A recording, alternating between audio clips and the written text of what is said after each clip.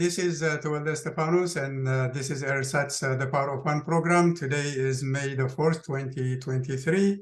For the benefit of Eritreans who don't understand Tigrinya very well, we are going to conduct today's program in English. We will have a similar conversation in Tigrinya sometime soon. So Beyan has been in this program twice before. First, to review Haji Jaber's book, Black Phone, and a second time to discuss liberation theology and Pan-Africanism as it relates to Eritrea and the Horn of Africa. Today, we will talk about the conflict in Sudan and its potential to spill over to the surrounding countries of the Horn. So glad to have you back to the program, Beyan, and thanks for coming. So to contextualize our current situation, many African countries, Zimbabwe, Angola, Mozambique, Namibia, Eritrea, South Sudan, got their independence fairly recently. All except for Namibia have done a terrible job of managing their affairs as sovereign states. Somaliland, a non-sovereign entity and conflict-free until recently, has done an exceptional job by comparison, even though it's not a sovereign state. What lessons can we draw from this? Is democracy incompatible to nations whose existence was assured through violence and conflict? This is unfortunately the trajectory or the history of the world. No country that I know has become what it has become as a nation state without violence of some sort. And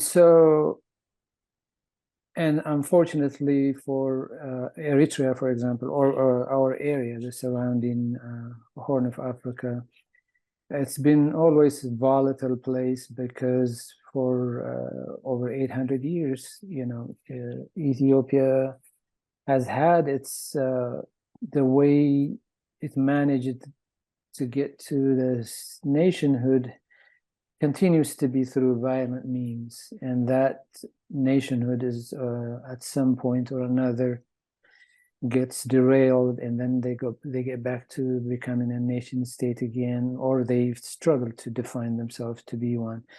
And Eritrea has gotten into that part of the process also because of colonialism, the history of colonialism that played a role, and that too was through means of violence.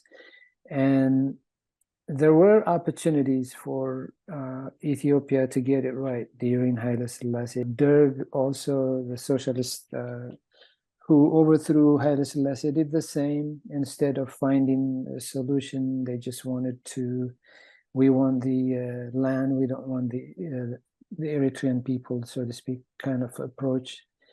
Fortunately or unfortunately, many countries, the countries that you mentioned, with the exception of Namibia. Namibia. So there are, countries that get it right. Like you rightly said, Somaliland had gotten it without even being called a nation. I should mention Dr. Mohammed Hassan, I believe, is a Somali citizen, a Somali Ethiopian. So he had a series of talks that he did in the politics of the Horn or Horn politics. It's on YouTube, and he really knows the area well. And his thinking is we can get it right, at least in the Horn of Africa, if we all come to debate issues, to talk. And so, of course, he sees things through the lens of Eritrea. He thinks Eritrea is the one that got it right by not, pandering to the U.S. But if we're going to, to overcome this drawback, I believe we all need to come down to some sort of understanding that war has done us no good, and leaders are the ones that we are lacking. These are certain generations that came to power through long drawn out, liberation by revolution. They brought the country. In Eritrea's case, in Ethiopia's government was changed due to similar trajectories of violence means, and that we saw time and again in '98, and now in recent years for 2 years that destroyed Tigray and its population too. And I'm hoping this does not become a way to we see ourselves progressing towards becoming nations. But then again, you mentioned Sudan also is, getting into debacle now in the capital.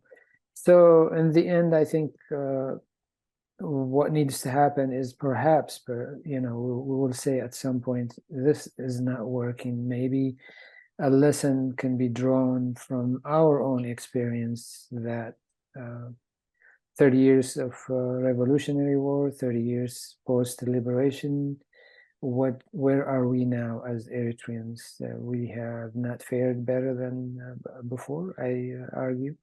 Mm-hmm. And Sudan is getting now the short end of the stick. So to me, I don't think anybody has the foresight to say this is the solution or that is the solution, but I believe we need to hammer the issue of Pan-Africanism, the post-colonial understanding of it, and the liberation theology that you mentioned, we spoke about. Those are the values that we need to look at. We need to hone in on those. In addition to that, also, I forgot to mention, for example, in speaking of looking into our own, Dr. Saba from ERISAT, her dissertation is about comparative analysis between Eritrea and Namibia and the trajectory to nationhood after their respective independence. And these are the things that we need to examine and latch on these kind of original work done by those who know the area well, or those individuals who happen to be from the area, who are writing about the area. And we don't, unfortunately, value that. We value the Western knowledge or epistemology. And, as you well know, my education, your education, and many, many Eritreans' education, or Ethiopians, and, most of the people who come from the Horn, our education happens to be from the West. And that has also its own way of shaping our thinking. So we need to go to the drawing board and begin to assess even our own biases that we gain from Western education. And it's not meant to holistically to take in, but it's meant to analyze and use it, appropriate it, subvert it if you need to, in order to make it applicable to your own. And so it is in that sense that I see nowadays even the conversation is little by little changing. And so I'm hoping we are again. I think we'll talk more about it, but those are the areas that I want to touch upon for now. It's a mixed bag, definitely. I think, the Western education you mentioned, the values and the history of colonialism, imperialism, all of that. In some sense, it seems like it's repeating itself, except that we haven't catched on with that game. Sudan is falling apart as we speak. And the players, there are all kinds of bad actors, state actors, some of them, Russia, Turkey, UAE, Saudi Arabia, and so on. And even, mercenary groups like the Wagner Group are basically getting active in that because they are exploiting our weaknesses, it seems. So are things as bad as they appear? If you look at the situation in Sudan, for example, are these bad actors basically, are we giving them a free rein to do whatever they want at our expense? Right. I think to a great extent we are, because there is the question of power.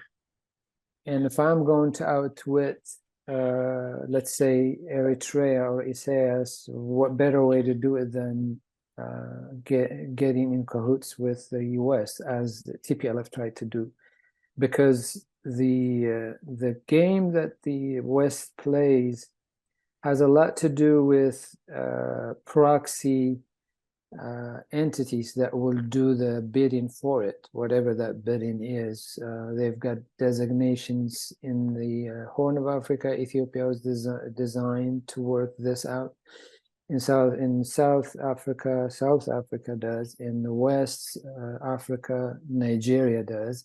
And so by calling these anchor countries, we've seen it, for example, in Ethiopia, where Ethiopia decided to resolve the issue of terrorism, Shabab, this and that, under that pretext, went into Somalia, and it was supposed to be 6 months. It ended up being 6 years. And we see now the same going on with Russia, doing the same thing that people were saying in weeks, this thing will end. Now that, it's getting all complicated. And just today, even a drone kind of dropped a bomb, I believe, in Kremlin. And now they're saying, they were trying to assassinate this. Right. And so it is unfortunately, the game they play. They played Saddam on this one, Libya. And how many examples do we need to see?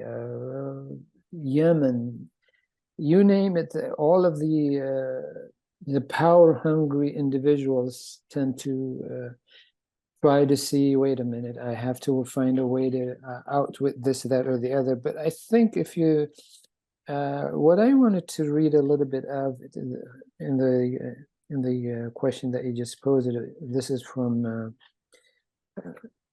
Post-Colonial Theory, Context, Practices, Politics by Bartmore Gilbert. There you go. Can you flash the book on the screen, Beyan? Yeah, so that's another white dude, I suppose. Yeah. So the picture they have is a white guy in a chair, and an Indian-looking person is serving him, and with his cigar. I believe he's got a newspaper or book as he's reading. And so this is how they do it. And so in it, what the author says is, so military conquest makes available new peoples and culture for study. Such study in turn enables hegemony to be confirmed or extended, for instance, by providing knowledge of the custom of subject peoples, which then forms the basis for administrative policy and action. Meanwhile, primary representations of the colonized circulate in the metropolis, encouraging support for intervention in or further westernization of the conquered territories. So it's just a vicious cycle that they keep playing us, the third world, into thinking that we are making progress by overthrowing someone, but at the end we become their subjects in a way, not directly. Incidentally, ironically, Sudanese author, I think in the first conversation we had, I mentioned Taib Saleh. What the character says is, this was written in 1956. What the character, one of the main characters in the dialogue that they were having, he says, the Westerners need not to be here physically. This is soon after Sudan's independence, when they left, when the English left. What they have left behind is men who are yes men, who will do the bidding for them, who will think like them, who will know how to repress, who will know how to kill. And these are the kind of people that they left us behind. So it's our mind has already been programmed to operate in that mode, and they don't know any better. That's what he was saying. And so this is going to continue on the violent cycle, but this time the whites are not there to do it, but they have left us. When they left packing, they left all that thinking mode for us to clash with one another. And unfortunately, that's what we're seeing now. We find out that behind the two generals are two regional groups, like you were mentioning. And so somehow, some way, we need to get it. But I think the way to get it is by going to the drawing board and trying to find ourselves and find a way of dialoguing is one way. At least those of us who are outside, you would think we should be able to handle this kind of conversation. I guess the history of the world is that, nations and individuals pursue their own interests. So there's no surprise there that the West is still pursuing its interest. I think the problem is we are the ones who are not going after our interests. For example, in allowing local militia forces to exist in parallel and independent of the national army is a recipe for disaster that is playing out in Sudan. So basically, outside forces, exploit this weakness and do what they do at the expense of our own interests. So to expand this further, to enforce the Pretoria Peace Agreement, Ethiopia must also disarm its various, militia forces. It's in the process of doing that, which could actually be a replay of what we're seeing in the Sudan. So I think the way we are structuring our societies is one of the problems. And to complicate things for Abiy, when he's trying to disarm his militias, Eritrea is aligned with the Amhara militia forces today. Right. So, but as bad as it looks for Ethiopia, it seems the Amharas can easily be won over if Abiy and TPLF get aligned on playing the old Ethiopia card of having, owning the Red Sea. Yeah. So what card does a weakened Eritrea have in that likely scenario, especially, given the isolationist position we've taken on Ukraine? So you see, it's what I'm saying. I mean, the way we structure our societies is what's hurting us. And then the way we play against each other is basically repeating history all over again. So now, is it possible that, Eritrea's and Ethiopia's equation will change to the last century's equation where, so how do you see these things? Yeah. It's, Tolda, this is one of the really the saddening part of this whole thing. We've seen TPLF and EPLF for Hegdef and Hohat, let's say. They have had, about 50 years now of being the players of the region in terms of whether as the revolutionary groups or as revolutionary groups turned government entities, and each having their own trajectories. And I think at the bottom of all this, at the root of all this, is about power play. And so I don't think Eritrea would allow that kind of a mistake again in terms of letting others come into its territory, or the spillover effect of Sudan. We don't know how that's going to impact Eritrea.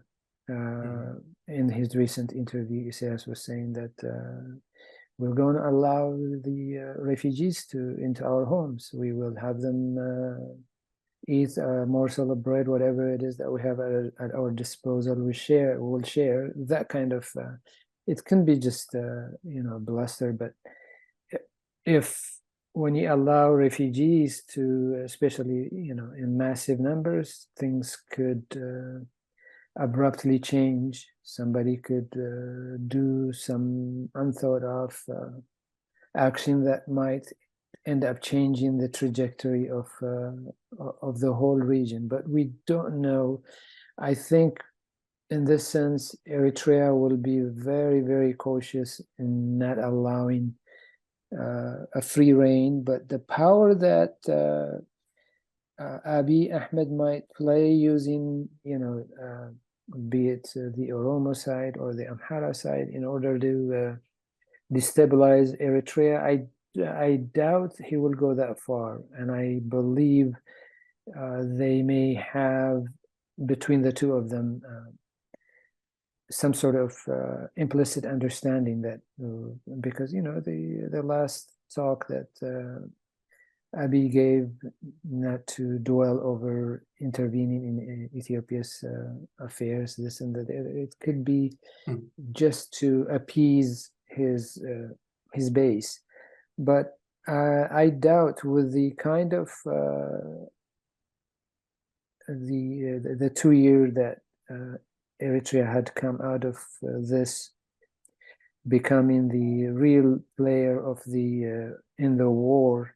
It gave it ample influence, I think, even to go as far as be it through Russia or China, or in places of Middle East, be it Turkey, Saudi Arabia, or all these regional players will line up to keep Eritrea intact, I believe, because the destabilized Eritrea is going to also have a spillover effect that could end up going to other areas. But what I really think would happen, though, is if Eritrea sees the benefit of bringing Eritreans from abroad, the people who have seen the Tigray or TPLFs as people who used to see it as a threat now see the weakened TPLF, and so internally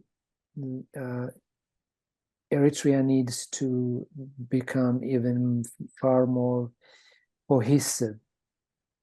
If it doesn't do that, I think this is an opportunity. This is the momentum that he has. He can allow capable Eritreans like yourself, for example, who have gone to work there or to contribute what they could, and magnify that by in the thousands and thousands of Eritreans who could go help out in bringing the country to the level that it needs to move forward to. So I think if he doesn't do that, then there will be a missed opportunity, a really big time missed opportunity, and it might even become what he will leave behind could be a mess what Sudan is facing. So you mentioned about a central military entity for the need of that kind of, be it in Ethiopia or Sudan. And I think Eritrea has that part packed down in terms of having, a militarized Eritrea. But unfortunately, for the good or for the bad, if one general takes over, things could, definitely switch overnight for the worst. So, but this is his chance. While he is in power, while he has everybody's attention, everybody is ready really to talk. I believe if he does bring up back the institutions that were put to rest, people who have been arrested, if he starts letting these people go have their court day in court, I mean, they already served their time. That just seems so unrealistic, though. I mean, some of these people have been in jail for over 20 years without any, due process. Expecting him to do the right thing is, unimaginable. Let's give the devil his due. I don't think there is anybody who understands the whole region, Sudan, including the Horn of Africa, as much as he does. Unfortunately, he uses that capacity to create conflict, not peace. In the process, I think Eritrea has been severely weakened also because demography has a role here. I mean, population-wise, we're not that many compared to the surrounding area. So as he has been weakening the individual countries, Eritrea has also been weakened quite a bit. And there are no institutions in Eritrea. So in fact, what's happening in Sudan is very likely to happen in Eritrea because the succession pipeline is almost non-existent. So I don't know if there is anything to expect good from ISAS. Maybe the best thing to do is to understand that he is the root cause of everything and to find an alternative for his actions. Because if we look at Eritrea, it's been run without a budget, without any kind of institution, So do you really see there is a redemptive quality to this one-man rule? It's not even a regime anymore, I don't think. Right. I think he, to some extent, by keeping the country together, by having Eritrea this time fight a smart fight by becoming by not letting anything spill over into Eritrea. A lot of Eritreans from outside, including myself, I see a redemptive value, but that redemptive value, though, will not be just by keeping a country intact. If the rest of the population is living the way they have been living for the last 30 years, what good will it do having a territory if you cannot let the average Eritrean have their day to live a life, a normal life? We keep misreading Isaias, obviously. We all, because of the nature of the silence as a strategy that Eritrea has been using, be it in war, in peace, in revolution, that silence has given him the benefit to play be it the enemies, or even in some cases people that were really close to him, to take advantage of them, and by keeping secret whatever it is that he intends to do. As a whole, though, what needs to happen even outside is the intergenerational discussions need to happen. I'll give you an example. At the symposium that Sanit held, I was invited to attend, and I saw that the younger generation and the older generation and the in-between, those of us who lived outside Eritrea for, who left during the Derg for, like myself. So we're kind of, our time has already lapsed. So there are people, younger ones, who left Eritrea after independence, who really know the ins and outs of what the Eritrean regime is all about. And then you have the older generation who fought, like Ambassador Andabran, who attended at the symposium, and Dr. Amaniel Mahratab, many others could come together and have a dialogue with the younger generation. And this is the lack of continuity that I see. A lot of bright young Eritreans who could use some sort of guidance to let them be the leaders of the future, and which is part of the reason why, in fact, you and I discussed to try this in English, because when they see us speaking in English, they might as well say, you know what, these two people, if they can come out and speak with their accents, why not? I can do it better. Someone who was born and raised here, and we have a lot of professionals who could come and teach us a lot, from whom we can learn lessons, who would know the West, as good, if not as better than we do. And so I'm hoping others could come and do the same. So that is what I see lacking, and that's what I saw in that symposium taking place. What a really respectful conversation. That kind of dialogue could go somewhere in the long run. And I think I'm seeing that happen. And also recently, Dafla has come with as a citizen. I think he titled it Eritreawi Zega, Zega, his role as a citizen. So we're seeing people who have a lot to offer, 50 years of experience, post the independence, prior to independence. This guy has a lot to say, and many others could do the same. I totally agree that we don't have a shortage of brilliant people, but unfortunately it tends to be on the individual basis or tiny groups basis.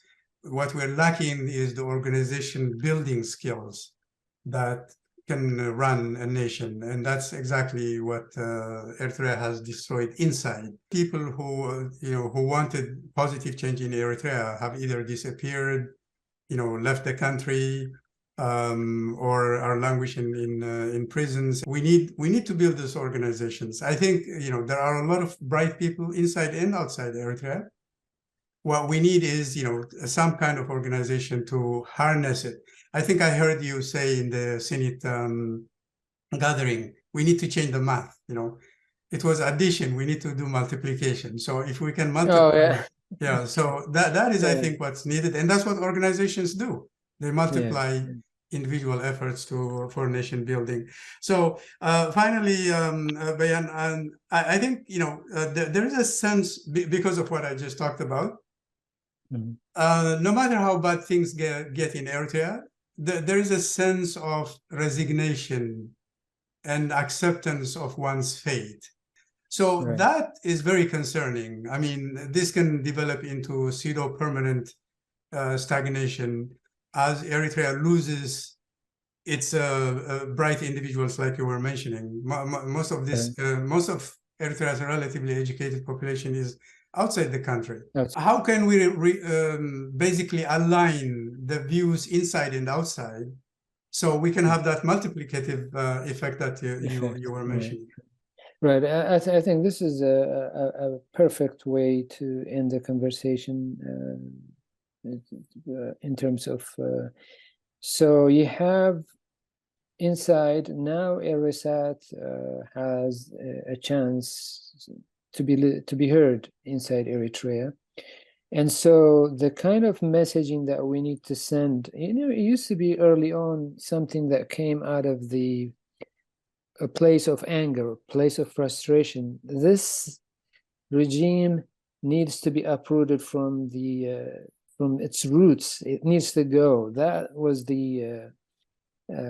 including myself. I used to say that it's just the anger, it's just endless trauma that Eritreans were facing inside Eritrea. Like I said earlier, what I went through to leave Eritrea is a picnic compared to what Eritreans are going through now to become refugees in abroad. And so what needs to happen now is, the spaces like ERISAT, if we keep conversations like this, like Dafla, for example, the other conversations, I believe Eritreans inside Eritrea will hear this. And I think this has a lot to do with the fact that we don't have civil societies, that we harness. This should have started soon after independence. Various civil societies were not even initiated, I don't think. Whatever there was, it became part of the apparatus of the government. Even the women's organization, that even became just a mouthpiece of part and parcel of the regime. And so all kinds of civil societies need to start. But this is what I mean, if while he has the power, or while whoever these people in charge are in Eritrea, they are in a place of power, if they would allow these kinds of civil societies to develop inside and out, particularly from outside, I see right now a fertile ground for it. They could come together and just define what the Eritrean citizen, Horn of African citizen, what is it that we want? And as I alluded to in the past, you cannot have an stable Eritrea without stable Ethiopia or Somalia or Sudan. We see it now, how it affects each entity or each country. When it has that kind of problem, then you're going to have invariably it's going to have a spillover effect. What is it? What kind of Eritrea do we want? What kind of Horn of Africa do we want? What kind of Ethiopia, Sudan, Somalia? all these elements need to come together. I think that kind of a conversation could lead to a better outcome than this isolated Eritrea isolating one from the other, kind of seeing Tigray as a separate entity as opposed to seeing it holistically from part and parcel of the region. And of course, with all this wars that have been going on, a lot of people will be resistant to that idea initially, but then there was a professor in I think in neuroscience or something in Berkeley who would say any concept, not only to for someone to internalize it, but just to entertain it, to hear it. It takes at least 7 times you have to say it if I'm going to introduce something new to somebody. So after 7 times, that barely makes it to the ear. They don't even process it. So, you can imagine how long it will need, or the effort that we must put in place in order for this to work. So we have to be relentless, and to use your word, to harness peaceful ideas, to harness developments, to harness economic gains, to harness. How do you become just for a change? What is it, 70, 80 years that we live in this world? Yep. We can't manage to live it in peace. I mean, and so I think that's where we should be headed towards from now on. It's useless to say day in and day out. We already know the system that is in place, be it in Ethiopia, be it in Eritrea, be it in Tigray. It has not served useful purpose for the people of Eritrea. But to your question though about the demoralization and the resignation, those can be reversed if we bring these kind of messaging. If the demoralization came as a result of all that stick, the reverse could also come as a result of showing love, showing, good things. The multiplication effect I was trying to say was that we need, it is not, Madamir is not enough for Eritrea. We are so in need of expedited way of doing things, but of course it's not in my hand, it's not in your hand. Our only option here is to say what we say, to send the right message to resonate with people, hopefully, and people that matter will listen and say, you know what, we can take it to this level, we can do it even better by doing this and this and this. Like you were saying, I don't have the capacity to do what others have done, 50 years experience. They can give us a wealth of experience that we can use in order to, and that's why the intergenerational relations are critically important now. Yeah.